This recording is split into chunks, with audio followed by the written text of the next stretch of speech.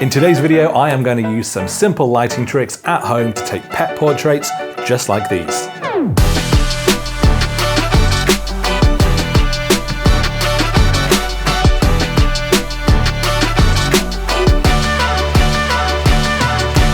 So I think this is going to be a really fun little at-home project. I do have a cat that I think is beautiful. He's also very playful, and I think that should mean that I can get some cool photos. And I saw this idea of having this piece of paper with a nice hole ripped through, and then basically having a toy or a treat or something and encouraging the cat to kind of poke his head through the hole, maybe reach a hand through to bat at something, and then take a nice photo, almost as though the cat is bursting through the paper. It's an idea I've seen on some Instagram Reels, but I also have seen it on various websites doing tutorials like this, so I don't really know whose idea it was first to credit it, but this is not an original Andrew Lanxon project. This is something that very much exists out there in the photography world already, but I just wanted to give it a go myself. And maybe if you've got a pet, you've got a cat or a dog, it could be a very fun project for you to try as well, particularly if you are struggling to find that creativity in the darker months. If you don't have a cat or a dog, maybe a tiny child reaching through could be quite fun. And I'm hoping that the setup should be pretty simple. Sensibly, I think, I've started the setup before I've tried to put my pet in place. So what I've got is a purple paper backdrop. Now this is actually quite a large roll that I normally have as a floor to ceiling paper sweep. You don't need this, just a large piece of paper that you can get from any arts and craft shop will be fine. You can find a way to pin it up somewhere, but I've put it sort of halfway along this table just so that there's room on the back for the cat to actually sit and reach through. Then I basically just made a hole in the paper and then just sort of roughly pulled it outwards to create a nice hole in the middle. Now, although you probably could do this with LED, I'm actually opting to use a flashlight for this. That's largely because I want to make sure that if there is any quick motion, maybe it's a paw batting at a feather, then I freeze that in place. So as you can see, I've got my light up here. It's actually just the Godox AD200.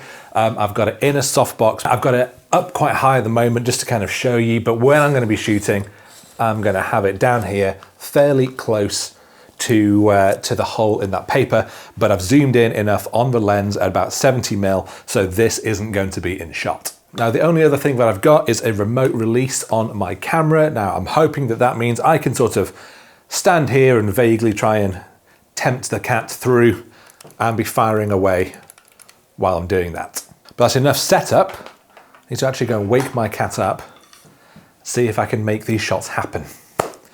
They always say about never working with animals. I may be about to learn why.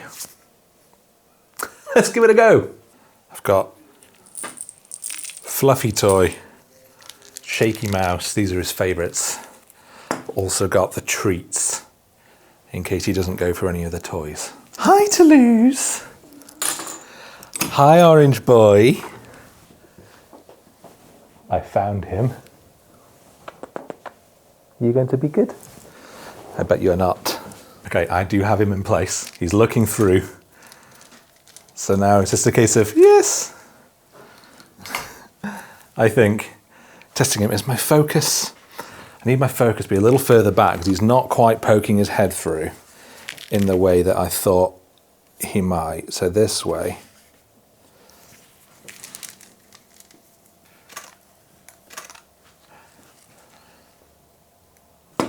I need to drop my light down a little bit, which probably means you can't see him.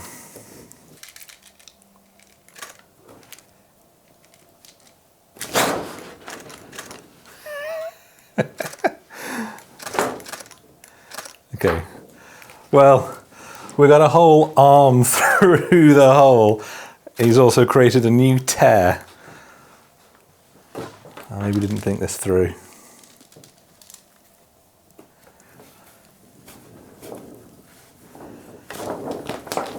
Please. He's just poking his little nose out. Please, come on. He's looking very sweet, but unfortunately looking very sweet quite inside of the hole. I'm also a little concerned that I'm losing focus.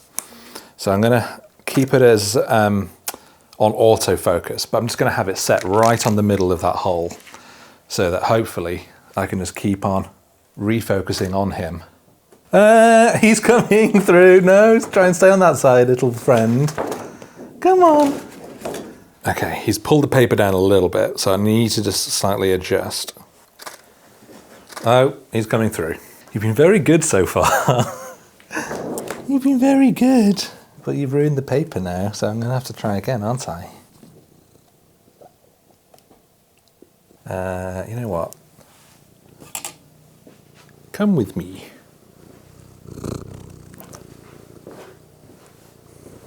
And we'll just try it again, shall we?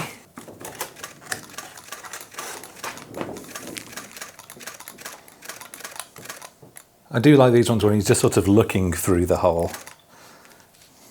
Yes. I'm trying really hard not to get the little mouse in shot. I mean, these are cute. I am just going to slightly adjust my frame because I do think these look really sweet with him just poking his little head through the paper. I don't need his arm sort of stretching through. It would be quite nice, but okay, well, he's climbed through again. Can I just feed you back through this way? Go on. No, go on. Keep going. Thank you. You're very helpful. You have no idea what's going on. Settings-wise, I've just gone up to ISO 800 f7.1 because I want a slightly narrower aperture to try and get more in focus. But with a narrow aperture, I need to turn the power of the light up.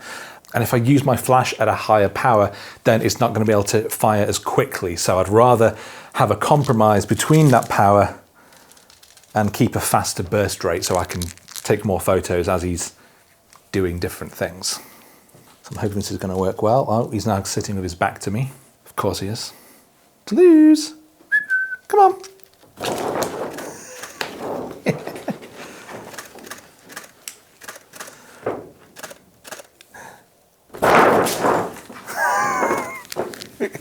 He just pulled the whole thing down. No, come on, back in a little bit. Okay, I'm gonna have to use the magic word. Dreamies! Oh, here we go.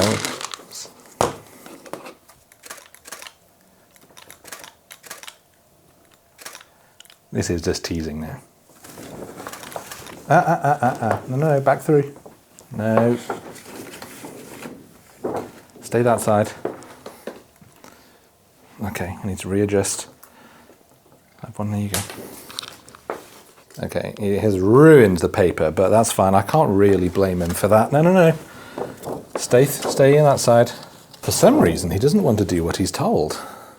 That's unlike cats. Oh, these would be great, but he's not quite in frame. No, wait. Back in.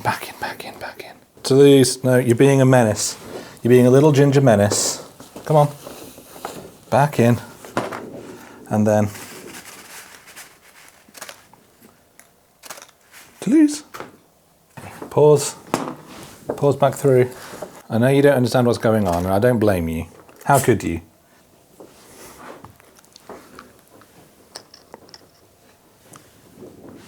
Okay.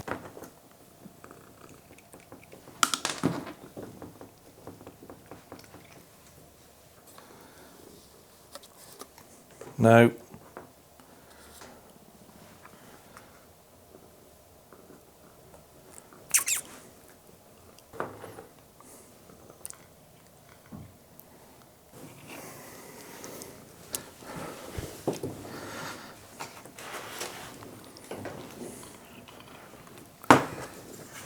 No, back through, come on.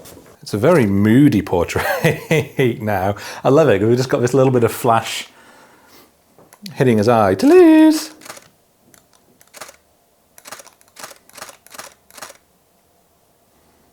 I mean, it does help, but he is a beautiful cat. Come on. And then I promise lots more treats. Hi, big eyes. This is the sort of shot where I want to spend hours doing this, taking loads more, because everyone's going to be different. Sometimes he might not be in focus.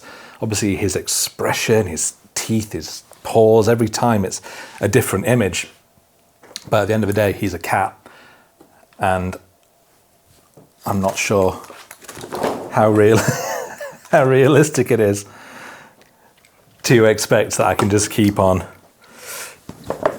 doing this. Also, the paper is becoming increasingly damaged. I know it's damaged, that's the point, it's ripped, but it's becoming ripped in a way that looks a little less intentional, and as a result, I do think it looks a little bit messy, so I'm certainly some of the bigger rips down below. I am gonna Photoshop that out. Well, he's gone.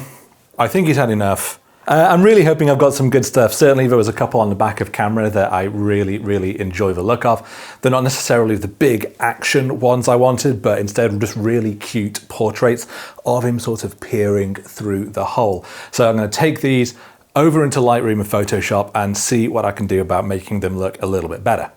So I brought my images into Lightroom, and I'll be honest, I absolutely love them. This is one of my favorite photo shoots I've ever done in my studio at home. And of course, I'm biased because it's my lovely cat and I want to take all these photos of him, but I'm so pleased with how these have come out.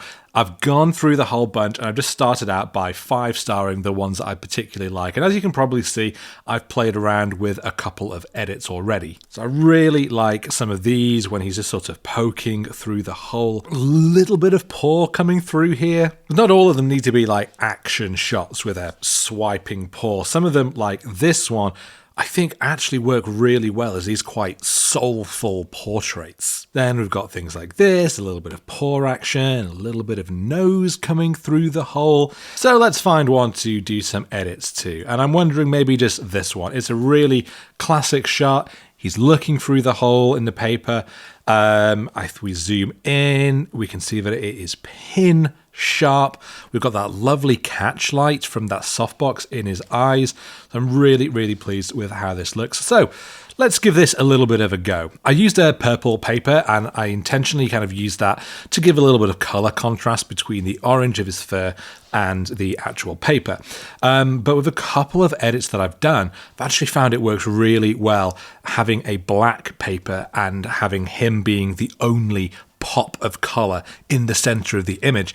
And that is super easy to do in Lightroom. You go to the color mixer, you click on the purple channel, you grab that saturation, you take it down because that paper is just purple. So it is so easy to edit using the HSL tab. We can then maybe darken it down a little bit. There may be a little bit of blue in here too. And in fact, yeah, if I pulse that up and down, you can see how that's changing.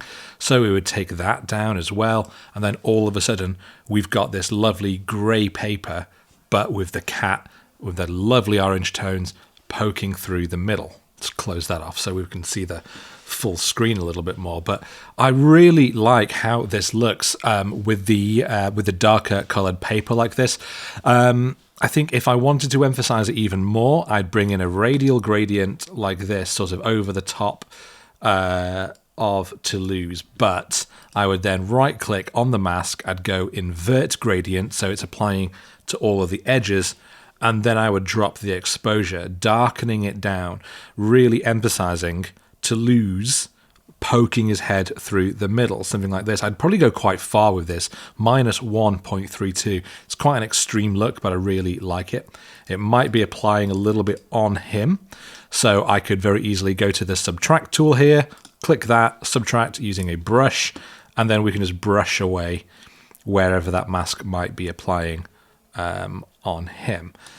And I think that's pretty much all I would do. It doesn't really need anything else. Before, it's lovely, we've got that nice purple, but the purple is so vibrant that it almost distracts a little bit from the cat. This way, your eye immediately goes to the center. Now, I've done this on a shot down here.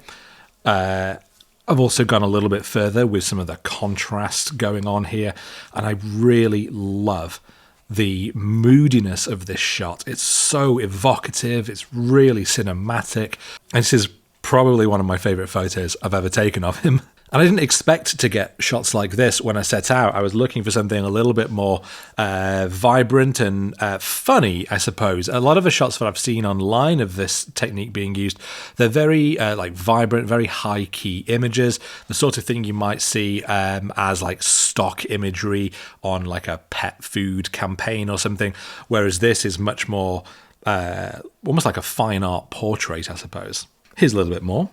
But if we took this shot, for example, we could then go back here. I could maybe play with these highlights, maybe drop the exposure down a little bit. If we bring those shadows down, it just helps add a little bit more mood, but I'll probably up those whites to lose a little bit more pop. So now if we go before and after, we're getting a really nice look to that image here. But I did mention, of course, about the tear in the paper once he started like walking through it. And you can see that quite obviously here in the bottom of the frame, this big line going through. So what I'm going to do is take that over into Photoshop and I'm going to see about getting rid of it. So first thing what I'll do, I'll duplicate that background layer. I'm going to zoom in just a touch and I'm going to get the patch tool. And I'm going to start off by just drawing around the tear.